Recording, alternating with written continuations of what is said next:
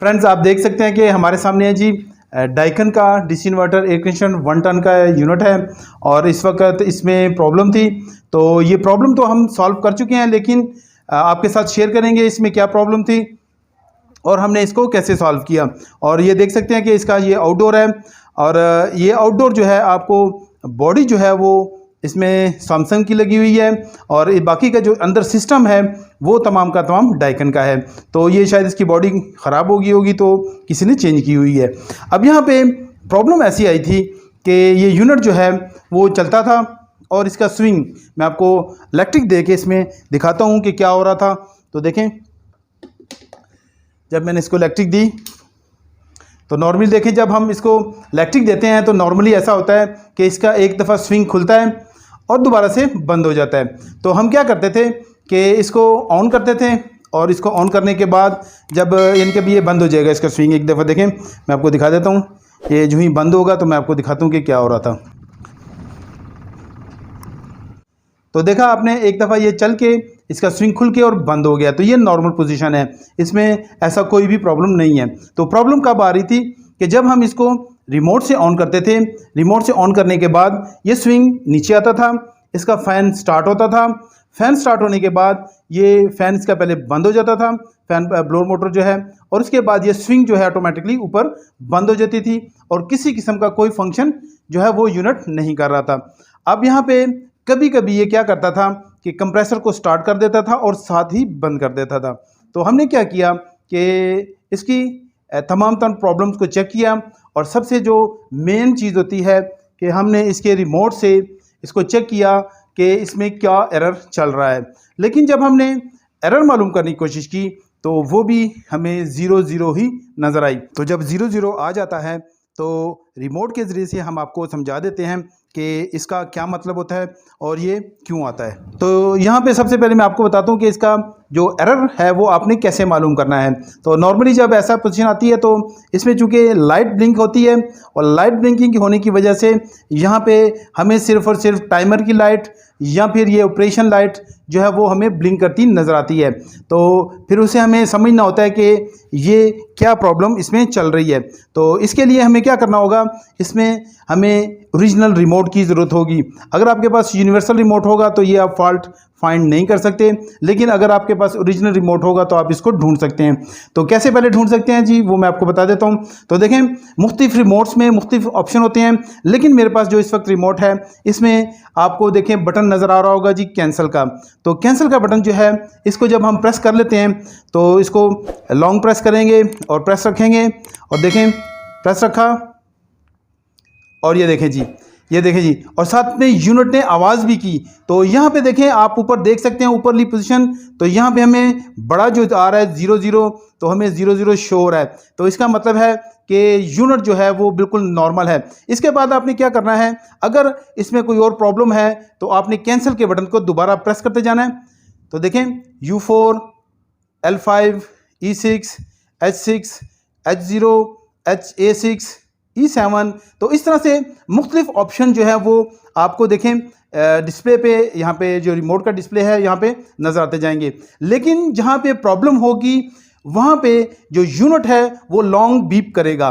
तो long beep करने से ये हमें बताएगा कि जो यूनिट है इसमें प्रॉब्लम चल रही है, यानी कि जो एरर कोड, जिस एरर कोड पे उसने लॉन्ग बीप की तो उसका मतलब होगा कि यही एरर कोड इसके अंदर मौजूद है। तो फिर हमें उसका मतलब ढूंढना होगा कि ये एरर कोड क्या है और ये क्यों आ रहा है।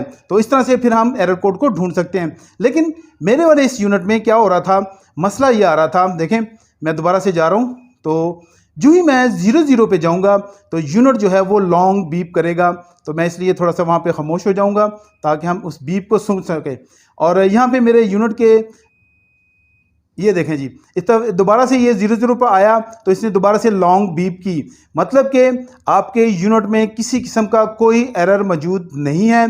तो अगर इस तरह से प्रॉब्लम आ रही हो तो फिर आपने क्या करना है, क्योंकि मेरे पास भी ये प्रॉब्लम आ रही थी और यूनिट में किसी किस्म का कोई एरर मौजूद नहीं था, लेकिन टेंशन थी कि ये क्या हो रहा है जी, हम इसको कैसे अब फाइंड करें। तो फिर इसलिए हमने उसकी वीडियो जो है वो उस दौरान नहीं बना सके, लेकिन चूँकि पहले भी हम डाइकन पे काम कर चुके हैं तो अपने एक्सपीरियंस को यूज़ करते हुए हमने फिर इसका काम जो है वो फॉल्ट को दूर किया है। तो अभी आपको मैं बताता हूँ कि इसमें हमने काम कैसे किया जी, और इसमें हमने क्या ठीक किया कि ये ठीक हो गया। अब यहाँ पे बात कर लेते हैं जी इसके फॉल्ट की, कि इसमें फॉल्ट क्या था और हमने ठीक इसको कैसे किया। लेकिन सबसे पहले मैं आपको दिखाता हूँ कि ये देखें, ये जो बॉडी है ये जी सैमसंग की है, लेकिन यूनिट जो अंदर है वो तमाम का तमाम डाइकन का है। इसी तरह से मेरे पास एक और यहाँ पे यूनिट पड़ा हुआ है, तो ये जी ओरिजिनल बॉडी भी डाइकन की है और इसके अंदर यूनिट भी जो तमाम का तमाम चीज़ें हैं वो भी डाइकन की ही ओरिजिनल हैं। अब यहाँ पे बात करते हैं जी इसके फॉल्ट की, कि इसके फॉल्ट इसमें क्या था। तो देखें, इस यूनिट को जब मैं मेरे पास आया था तो जब हमने इसकी गेज लगाई यहाँ पे, तो गेज लगाने से ये प्रेशर हमें तकरीबन जो है वो इसी तरह से शो कर रहा था। तो मैं आपको दिखाता हूँ, ये देखें जी, ये देखें जी, ये इस वक्त हमारे पास 260 psi प्रेशर जो है वो मौजूद है। तो ये तकरीबन 250 psi प्रेशर हमें दिखा रहा था, तो हम इसलिए इस बार कंफ्यूज हो रहे थे।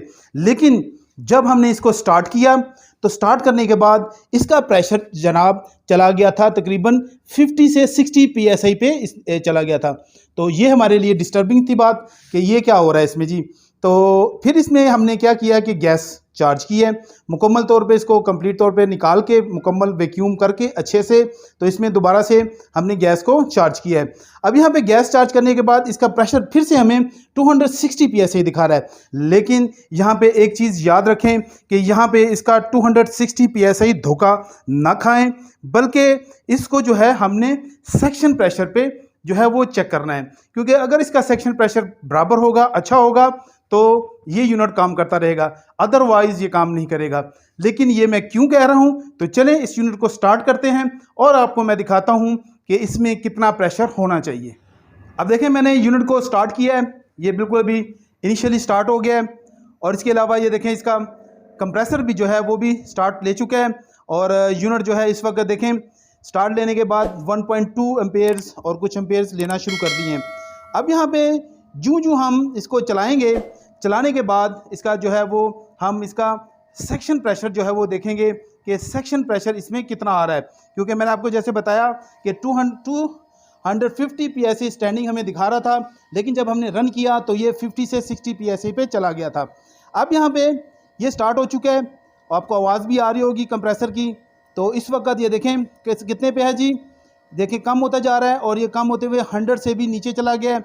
लेकिन ये स्लोली बढ़ेगा और ये तकरीबन 10 मिनट जो है वो क्या करता है, यूनिट एक ही एम्पेयर्स पे चलता है। कितने एम्पेयर्स पे जी, ये देखें जी, ये तकरीबन अब 10 मिनट तक 2.8 एम्पेयर्स पे चलता रहेगा।